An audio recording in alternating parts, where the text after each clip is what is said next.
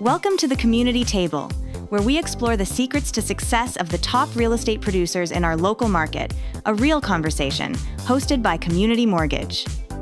All right, welcome to another edition of the Community Table. Today, I'm Brad Lloyd, and today I'm going to be speaking with real estate agent Kendra Bell with Crye-Leike. Hey, Kendra. Hello, how are you? Welcome. And Thank you. The first thing I want to do is maybe talk about your background a little bit. You're with Crye-Leike, right? And how did you get into the real estate business? Tell us what that looked like. Oh, probably 22 years ago, I was managing a restaurant in Columbus, Mississippi, small town, Right. Air Force town.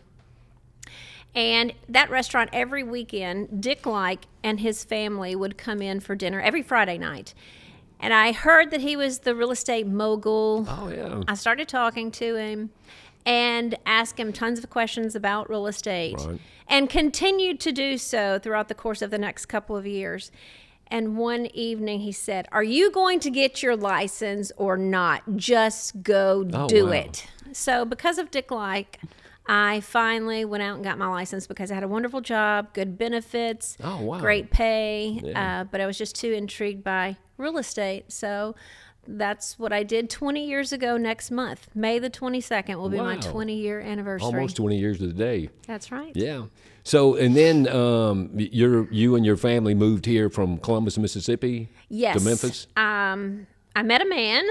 I was his real estate agent. Oh, okay. All My right. husband started looking at houses with me in Columbus, Mississippi, and we decided to tie the knot Right, after right, several years. right. But he builds steel mills all over Right. the country, and he built one there in Columbus, Mississippi. And now has built one and is adding on to it in Right. Osceola, Arkansas. So that brought us to Memphis.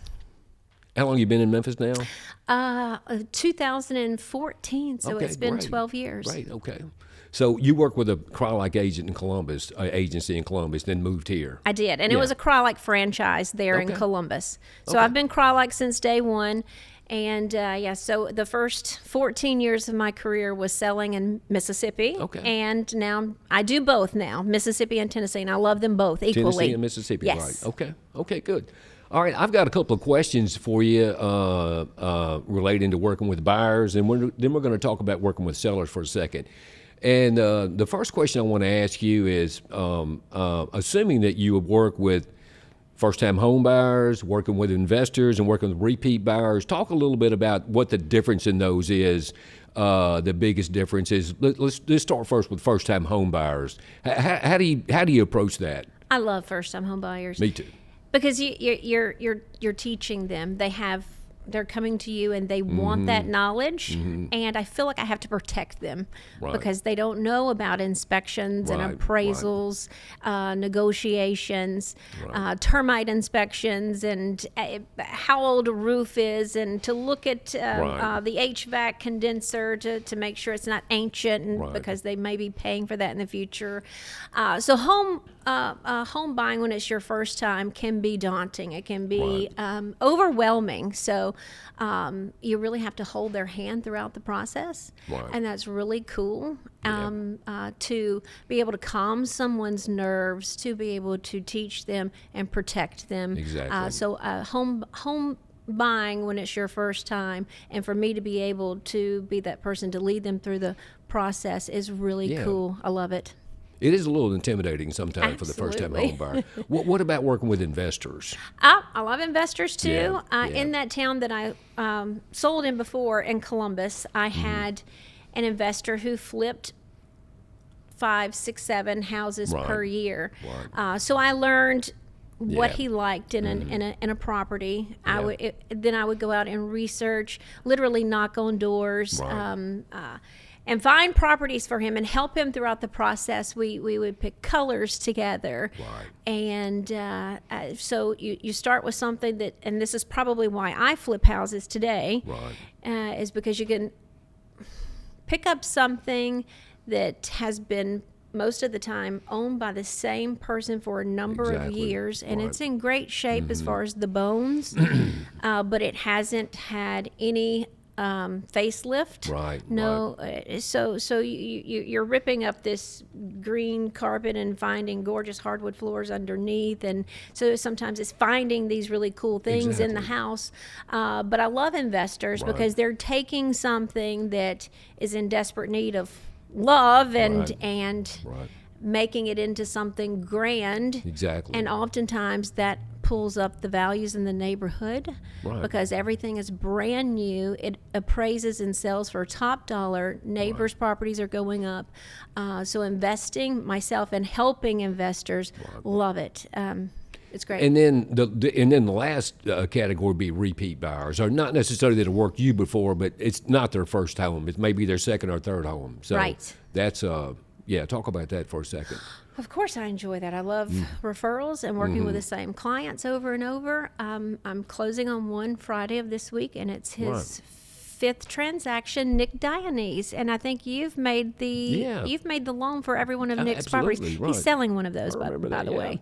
But he's closing on that And he's on kind of Friday. both. He's an investor and a Right, he's a repeat homeowner and he's an investor, Right, and so he's in both of those categories. Exactly. That's fascinating. And if you're like me, it's rewarding to work with somebody the second and third time. It means they had a good experience the first time and they're back. Yeah, and it makes you feel good when someone has picked you again and again and again. Exactly. Okay, now we're going to move to something a little bit different. Let's just say someone calls you that you don't know, you haven't worked with before. Do you encourage people or buyers to be pre-approved before you'll work with them, or does that vary depending on who they are? Or what's your take on that, getting the pre-approval first? It's great to get the pre-approval first. And in a perfect world, you should, you would, you could, and I encourage that, but I don't always, because sometimes a client may come to you and they are considering a move. They haven't fully made that decision yet, but they would like to see what's available, what's on the market, and there's enough questions that you can ask on the front end to make sure that that client may have the equity in their current home, and maybe the credit score or the job history to be able to make that move, and you put your faith in that and you go forward. It's a good practice to get your pre-approval first, and I certainly try to, but there are certain situations where I don't require it, but I do enough investigating on the front end that I feel good about that decision. Yeah, and sometimes someone might call you on a Sunday afternoon and want to see a specific house. You mind showing it to me? And obviously that's a different circumstance. Absolutely. So, and another question I was going to ask you along those same lines, just as a random scenario, if you have a buyer that you haven't not worked with before, and they tell you, yeah, I'm pre-approved, I got a pre-approval with a national lender, what's your opinion, or do you sometimes ask them if they would be opposed to getting approved by a local lender? And talk about how important that is to work with a local lender. Every time. And very few times when I encourage someone and give them the reasons why they should get approved by a local lender do they not actually do it. They go forward with it and they do it. A national lender, not in town, it's just so easy to be put aside, put on the back burner. You're just another piece of paper on their desk that may be this high. And I can't get a hold of that lender on Friday evening at 6:30 when they have found the perfect property, and I need to get that pre-approval spit out immediately in the price of which they've offered on that property, or it's a weekend and I know that I can reach you. You always answer your phone. And if there's a problem, whether it be in the appraisal or something along the process, we hit a bump, it gets fixed a lot quicker with a local lender. I can go to your office, I can sit down, I can call you, we can work on it together, and we have that good relationship. When it's a lender I've never worked with before, that's hit or miss. And oftentimes closing dates are not made in time. I know that if I'm putting my faith in a local lender. I'm going to make the closing date, and my client's going to be satisfied. That's a good point. Mm-hmm. Yeah, and sometimes I'll tell people when I've been referred someone, and they'll say, well, I got pre-approved with, I'm not going to mention the name, but blah, blah, a national lender. And I tell them, listen, the difference in that lender and me is they're not invested in this community like I am. I'm here every day. I see you at least every Tuesday at a sales meeting. So, we're going to have that interaction. And so I have a responsibility to make sure that the communication's on time, that we make our closing date, that you can reach me 24/7 basically if you need to. And so I think I agree with you. That's the big difference in working with a local lender as opposed to a national or out-of-state lender. So that's interesting. I was going to see if you could maybe, and this is another random question, if you're showing a property to someone, do you have things that you secretly observe as you're going through there that you look forward to as they're looking at the property? Kind of take me through that and see what that looks like. I love that part of it. When I'm showing a property, I go in and I'll tell them I'm going to be quiet. Right. I'm going to zip it, but if I find something that you need to be aware of, Right. I'm going to tell you. And then I begin looking. And if it's something like a functional obsolescence where you have to walk through a one room to get to another room to get it, and that could potentially harm them when they get ready to resell the property. Right, I'll bring that up. If I see something that may be of a structural concern, if I see a roof that appears to be older and there's a lot of granules at the end of the downspouts right around the house that are washing out in the rains, that's an older roof. Exactly. I need to bring that to their attention. Tell them I may need to get my roofer out there and take a look at this before we put in an offer on the property. So I'm looking for things that could add up Exactly. for that buyer Right. and something that could prevent them from selling that property easily in the future when they call me and they're ready to move on to their next chapter. Right. So I'm looking for those things, but otherwise I shut up. They don't need to know that I don't like the pink bedroom. They don't. Right. So they're not looking for my opinion. But if I find something that needs to be brought to their attention that again will cost them money in the long run, I bring it up. Do you, that's interesting. You say that as you're walking through the house, you don't really have a lot to say. I have nothing to say. Right. Unless Let them kind of explore. Because I assume at that point the house checks most of the boxes that they're looking for. So there's not a lot that you can add but I always often thought that, I'm sure that she's looking at things they're not looking at. And, at what point do you say, we might want to, look into this a little bit further or look into that a little bit further. So I just wondered what that looked like. That's interesting. And along those same lines again, in our market today, and I think you'd agree with me, I don't think we're necessarily in a buyer's or a seller's market yet. It could depend on what neighborhood you're looking in. But one of the things that I get asked a bunch as a mortgage lender is, and I was going to ask you this question, how willing are you seeing today sellers wanting to or being agreeable to paying buyers' closing costs? You seeing that is that changing any? I find that is much more frequently and is becoming the norm. Right.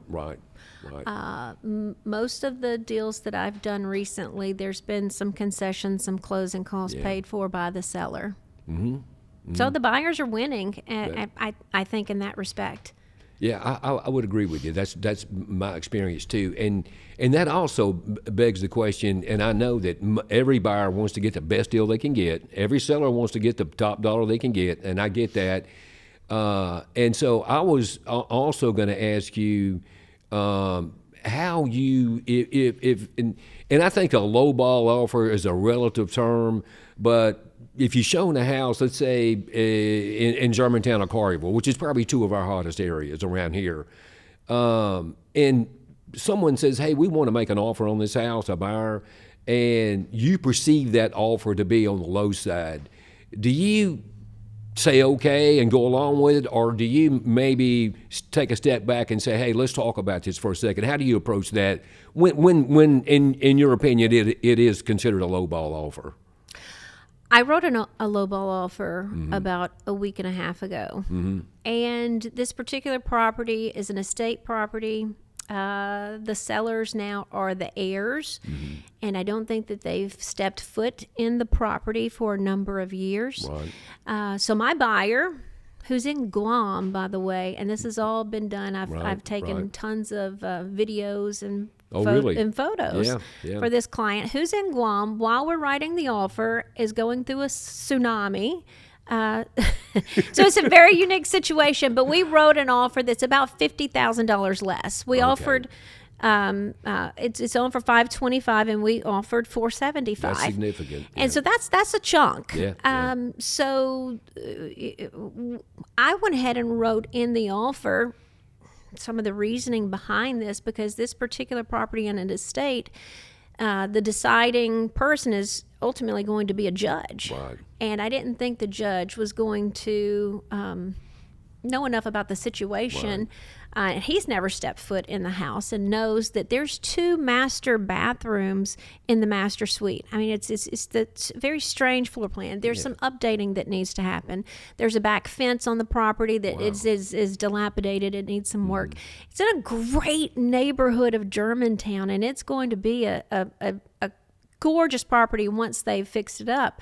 But this client that's in Guam, that's kind of nerve-wracking to take videos for someone, and they're buying it essentially sight unseen, going off of my videos. So I sent them like 25 minutes of videos on this property. But we put some certain language in the offer that I think the judge is going to review, and it's going to give me a chance to win this offer, which is a bit of a lowball offer, but it's a justifiable.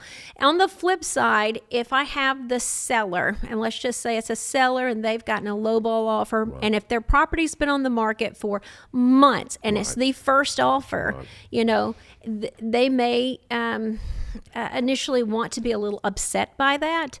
But I'm like, hey, let's step back. This person took the time to write the offer. Let's not be upset at this person. Maybe we can be upset at the other 30 people who looked at it previously that didn't take the time to write the offer. That's true. So let's work with what we've got. You have an opportunity here.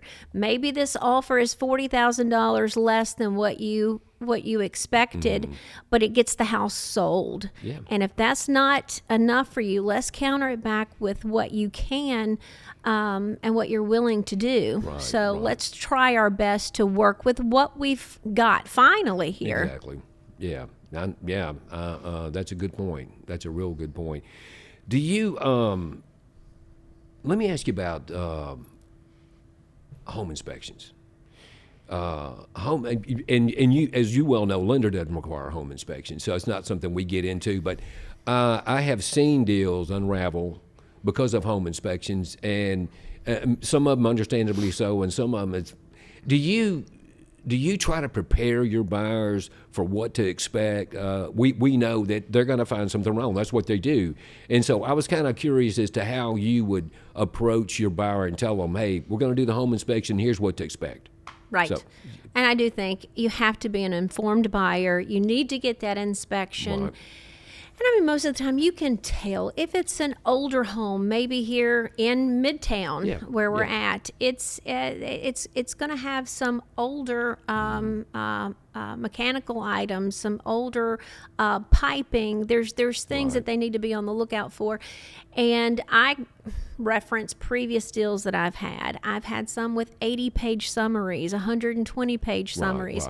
But yeah, you want to tell them this is going to come back with an extensive list of items. But go through it and let's pick out the items that may be of the most importance to you. And I will say that inspectors can be very good at their job, but they have a general knowledge about roofing or HVAC or electrical. Sometimes they may say that this could be an issue or it may not be up to code. And that's where I step in and I get my professional roofer that I have worked with for 15 years to go out and get on that roof and say, you know what? With some tweaking here, we can seal some things up, and you probably have 7 more years worth of life left in this roof. Or, unfortunately, Kendra, this roof is gone. You need to budget for a new one within the next year to 2 years. That's a good point. But that's when you call in the professionals, and I'm not saying an inspector is not good, but they have a general knowledge, in my opinion, Exactly. of a multitude of things. Exactly. And then you need to get in that one professional that's going to go in there and but yeah, and I mean, as most realtors have been through enough properties that they can tell, you can, hey, this one's going to come back. We can see there's wood rot. Right. We can see that there's a leak, or so let's be prepared for this to be an extensive list. Right. And you got to do that with the sellers too. And if you are taking a That's listing, true. Yep. and you got that listing coming up, and you have walked around and you've seen the wood rot, and you've seen various different maintenance items that have not been taken care of, get your seller to fix it if they can. Yeah. You've got those professionals, and try to tidy up as many of those things you can before listing the property. So it goes both ways with preparing the seller and preparing the buyer. Yeah. Okay, that's a good point. I'm going to switch gears for a second and talk about working with sellers. So, if you get a call, again, someone you've not worked with before, and they say, "Hey, Kendra, we want to talk about putting our house on the market," and you and I both know that sometimes, or oftentimes, people think their house is worth a lot more than it probably really is. So, I was curious if you could maybe talk about for a second some of the data that you researched before that appointment, and how you approach a seller, a potential seller, when you go in for the listing appointment or presentation, whatever you call it, and they're looking to you as well. I'm sure they've got a number in mind, and then you've got a number in mind. So kind of talk about what kind of information you research and kind of where you land at that appointment. Absolutely. I would definitely pull comps, the other houses that have sold within their neighborhood. I try not to give them a figure until I've set eyes on the property and I've walked through. But I do go back to my computer immediately after an appointment, and within 24 hours, I'm able to give them a market analysis, a price in which that house should sell for, or a range. And if it's if they're asking a price that's much too high, you just have to show them the data. You just have to say, well, everything else in your neighborhood is sold for less than $150 a square foot. I can't get you that $210 a square foot. Do you share this information with them and say, look, this is what is going on in your neighborhood? Absolutely. So I they think can they see need it. to see that. Yes. Yeah. Okay. I think if they see it in black and white, they see it on paper. It's hard not to believe what you're looking at Exactly. there. And I've lost some listings Yeah. to clients who have been unrealistic about the price. Right. Now, if it's within a certain percentage, my old broker, my very first broker, had told us if it's within 5% of what your Yeah. market analysis has Yeah. come back with, I would really like you to go ahead and take that listing. Yeah. I've taken listings before when I did think that, I don't think it's going to appraise for this, but this seller really wants this price, and gosh, it is a very unique property with 4 acres, a pond, and a basement, and Exactly. and who knows, there may be that that certain buyer that's willing to pay that for it. So every situation is different. Every Yeah. listing, every house is different, and I have had multiple sellers call me when the house did not sell Yeah. for that price and said, hey, I've made this mistake here. Yeah. We've had it on for 6 months. We didn't have an offer. And you turn around and you list that property for the correct price, and you're able to get it sold. So Are you or do you have the conversation with them that if you want top dollar, your property's got to be in top condition, and if if your kitchen was remodeled last time in 1990, you're probably not going to get top dollar. Exactly. So I'm sure you have those conversations with them as well. Yes, and I pull other comparable houses and I show them here. Look at the pictures from this property. Yeah. And buyers want move-in ready. I've never seen anything like this in my 20-year career. Right. But buyers, in my opinion, for the most part these days, they want to go in and they do not want to do the work. They do not want to scrape the ceilings and make smooth ceilings from popcorn ceilings. Right. They don't want to go in and replace flooring and paint. So you want to try to go neutral. Right. And you do want it to be as move-in ready as you possibly can to be able to get that highest per square foot value that the neighborhood can achieve. And you also, something else we didn't point out, you personally buy and flip houses. I do. I've been doing that for about 15 years. Love it. Yeah. I just love taking something that is ugly, that has the paneling and the green carpet, and I love popcorn ceilings. Yeah. And I like the process. I like going over every, once a week, and there's something new. It looks different, and documenting and taking the pictures of the process. I've had neighbors come over to me and say, I love what you're doing with this property. Right. Can I call your painter or can I call your carpenter? And I need to do some upgrades to my property. That's happened to me on almost every flip house that I've done over the course of the last several years. But that is a passion of mine. I get so busy for my buyers and sellers, and they take precedence. They come number one before my flip houses. So I can only do one. I did two at a time once before, and I'll never do it again. But I can do 1-2 flip houses per year. Yeah. And I really enjoy it.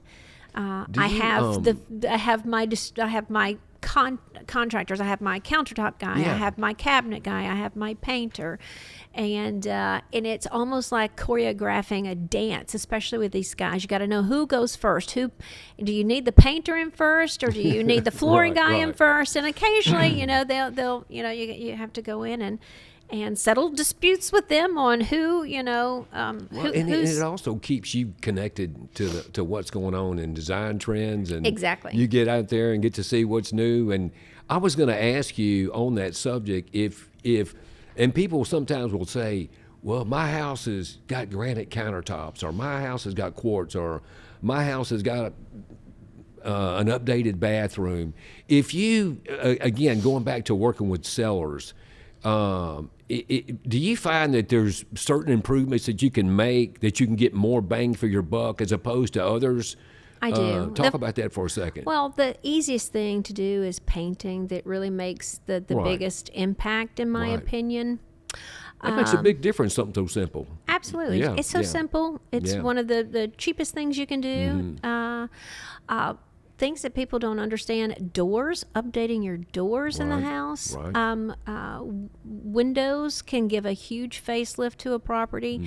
And I've done this enough now that I know how much per square foot floors cost for the most part. Of course, you can use all kinds of different materials from high end and down to low end, but I know how much windows cost, and I can usually go in and say, okay, well, the improvements to the property is going to cost this much, and at that point, yes, you can ask more for this house, or it's not worth it. You're not going to get this amount of money back off of it. Yeah.